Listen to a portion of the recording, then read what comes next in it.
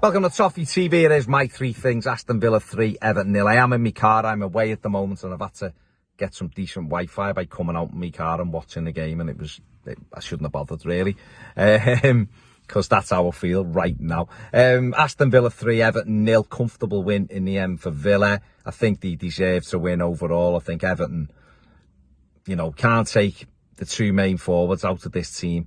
The goalkeeper out the team, although I think Begovic was fine.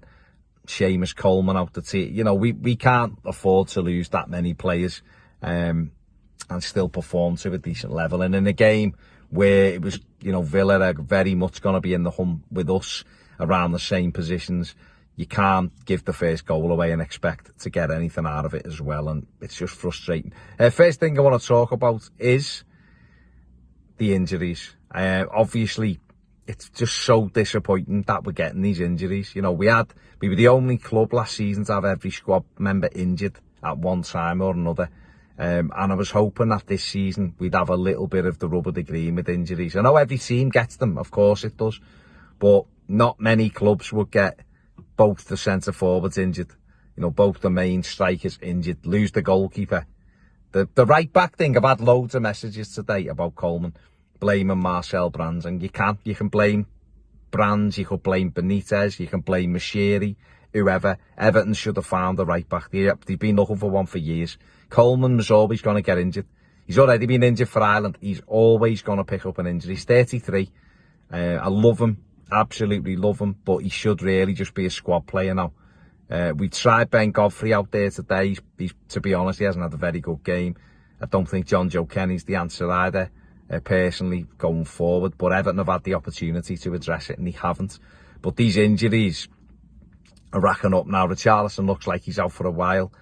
Jordan Pickford, who knows, he got injured in the Burnley game the other night. He could be out for a bit. Obviously, Dominic Calvert-Lewin's out till after the international break, it looks like. Seamus Coleman, depending on how bad his hamstring injury is in training, could be missing till after the internationals. We've got 3 big games before that. QPR away in the Cup. Norwich at home now for me is a huge game next Saturday. Don't win that, then, the start hasn't been as good as as we'd hoped. And then they have Manchester United, I think it is, which is another tough game as well. So we can't afford to be picking up these injuries, but we always seem to do. And once that happens, you see a performance like that last 35 minutes today, which is unacceptable, really. So that's a huge blow.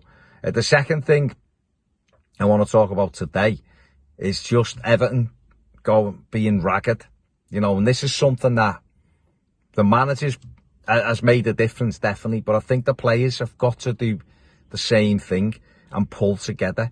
We saw this last season and the season before at times where you can lose one goal and lose another. It happened to Burnley the other night with us. We scored 3 goals in 6 minutes or something the other night. They've scored 3 goals in 10 minutes today. Teams do it, but you want that collectiveness. You go behind. I know it's frustrating to go behind, especially after Damari Gray had missed a good opportunity to put us 1-0. But you've got to hang on in there and fight and battle for everything and stay compact. And we didn't, and then we were ragged for the 3rd goal. If you hang on in there and 1-0, who knows what happens? Even I'm stretching it here. Even if it was 2-0, you hang on in there, you don't concede again. But we were just ragged. And that's not good enough, in my opinion. And that's something the players have got to sort out. Definitely, moving forward. Because otherwise, you will lose games of football and you will concede goals. You've got to try to stay in games. We've seen it a few times in recent times where 1 goes in and before you know it, it's 2. And you're chasing games. You can't continue to give the first goal away either. We're doing that far too often as well. And that has to change. So, third thing I'm going to talk about is where we go from here now. And this isn't sensationalist. We've lost today, and that happens. Listen, we played 5 games. It's our first defeat, and it was a tricky game. But we have got to make sure we dust ourselves down. In particularly for Norwich at Goodison next Saturday. We beat Norwich next week. Then you can put this one in the bin. Forget about it and move forward. Norwich at home is a big game now. Next Saturday, we have got to go out and do the business. And it's going to be difficult without Richarlison and without Dominic Calvert-Lewin.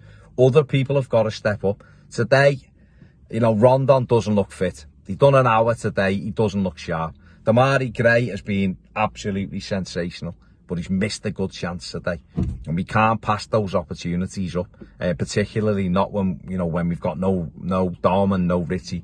So we've got to make sure that somehow we can get past QPR in the cup, and that might mean we play Rondon again for an hour. It might mean we give Ellis Sims a go, and we've got to be ready next Saturday to face Norwich at home and get past that, which will be a tricky game now, because even though they're getting beat every week, teams are having to play them with no strikers, with their main goal scoring threats out, where we will have to.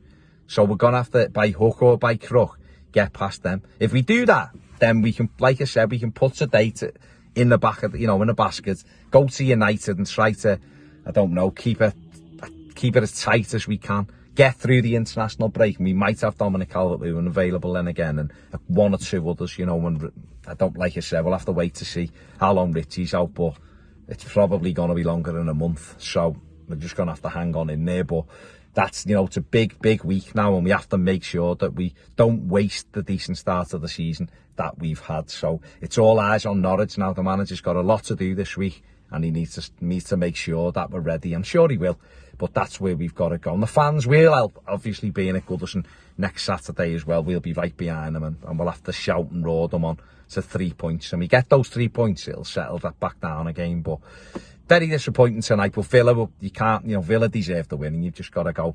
Fair play to them. That's it from me. Check out Ped's match reaction and player ratings. Give the video a thumbs up. Subscribe if you haven't, and if you want more videos, join us over on Patreon. See you later.